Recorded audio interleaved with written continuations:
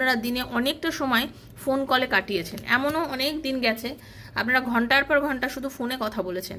এরকমভাবে কথা মানে তার প্রতি অ্যাডিক্টেড হয়ে গেছিলেন আপনি এবং আপনার পার্টনারও।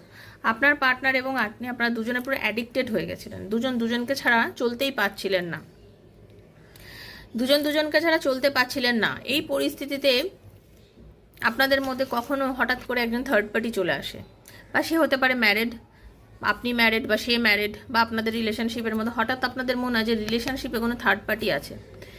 এই থার্ড পার্টি এসে যাওয়ার জন্য যে প্রপোজটা আপনি আপনার পার্টনারকে করবে বলে ভেবেছিলেন, যে ভালোবাসার কথা আপনি ভেবেছিলেন যে সে আপনাকে করবে বা আপনি তাকে করবেন, সে জায়গাটা হয়তো আপনারা পাননি, বা আপনারা সেই জায়গাটাতে পুরোপুরিভাবে যেতে পারেননি। আপনারা চাইছিলেন, কিন্তু আপনারা চাইছিলেন আপনাদের এই ভালোবাসাটাকে একটা পূর্ণতা দিতে, কিন্তু আপনারা কোনোভাবেই সেই ভালোবাসাটাকে পূর্ণতা না দিয়ে বরঞ্চ এই যে ভালোবাসাটাকে আপনি বুকের মধ্যে দাবিয়ে রেখেছেন